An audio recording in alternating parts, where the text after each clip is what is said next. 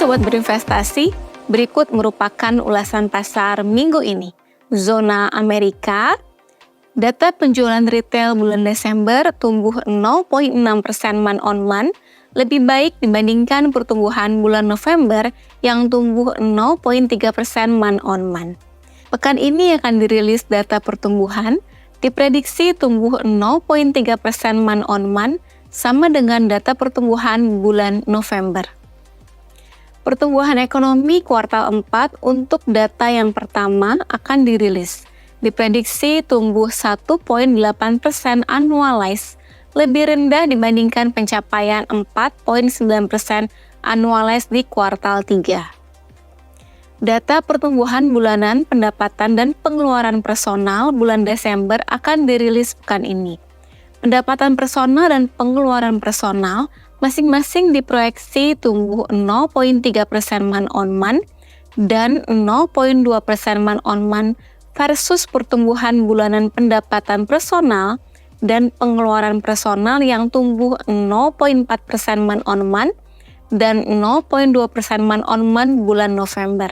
Zona Asia, pertumbuhan ekonomi China kuartal 4 tumbuh 5,2% year on year, lebih baik dibandingkan pertumbuhan kuartal 3 yang hanya tumbuh 4,9% year on year. Produksi industrial China bulan Desember tumbuh 6,6%, lebih rendah dibandingkan pertumbuhan 6,8% year on year bulan November. Kita masuk ke zona Indonesia. Neraca perdagangan bulan Desember terjadi peningkatan surplus sebesar 3,3 miliar US dollar versus surplus 2,41 miliar US dollar pada bulan November. Peningkatan surplus lebih disebabkan penurunan ekspor yang lebih rendah serta adanya penurunan impor di bulan Desember. Masing-masing tercatat sebesar minus 5,76% year on year dan minus 3,81% year on year.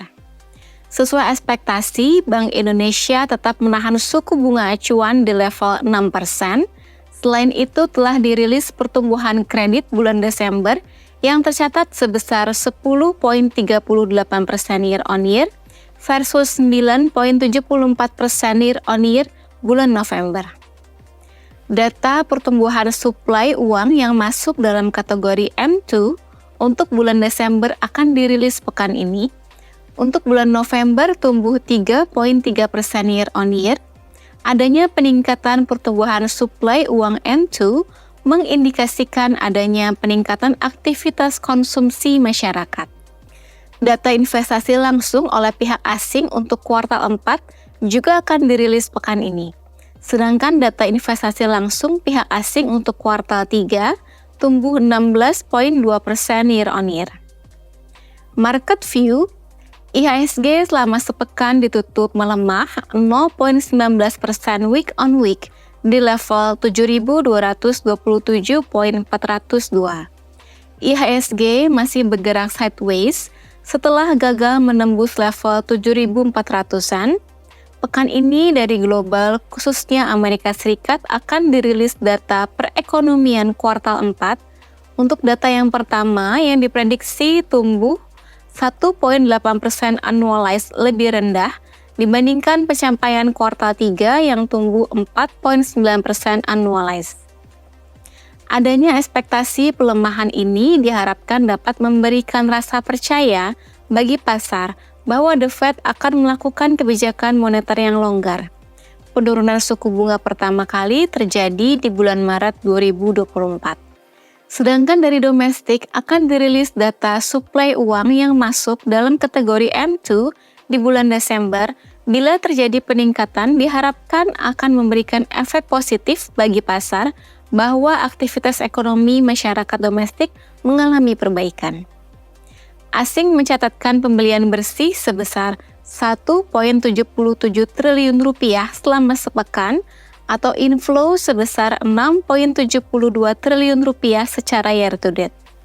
Pada pekan lalu, 3 sektor yang mencatatkan pelemahan tertinggi adalah sektor kesehatan, teknologi, dan properti, masing-masing minus 2,98%, minus 2,48%, dan minus 1,75% secara mingguan.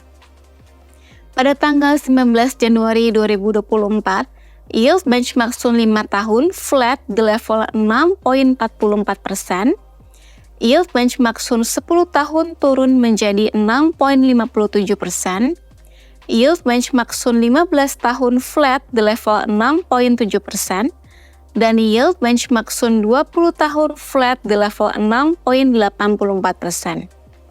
Kepemilikan asing pada pasar Sun per tanggal 16 Januari 2024 tercatat sebesar 843,90 triliun rupiah atau sebesar 14,89% dari total outstandingnya, menurun dibandingkan posisi per 12 Januari 2024 yaitu sebesar 844,64 triliun rupiah atau sebesar 14,90% dari total outstandingnya.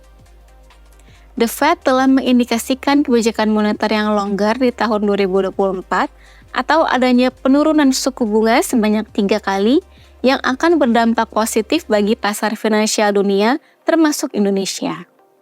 Tampaknya Amerika Serikat akan lebih mengalami soft landing karena untuk tahun 2023, ekonomi masih tumbuh 2,6% year on year, sedangkan tahun 2024 diprediksi tumbuh 1,4% year on year. Bank Indonesia juga diprediksi akan mengimplementasikan kebijakan moneter yang longgar di tahun 2024 yang akan berdampak positif bagi pertumbuhan ekonomi di Indonesia.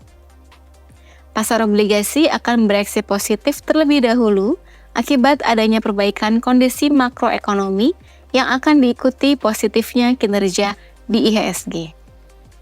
Sobat berinvestasi, tetaplah berinvestasi.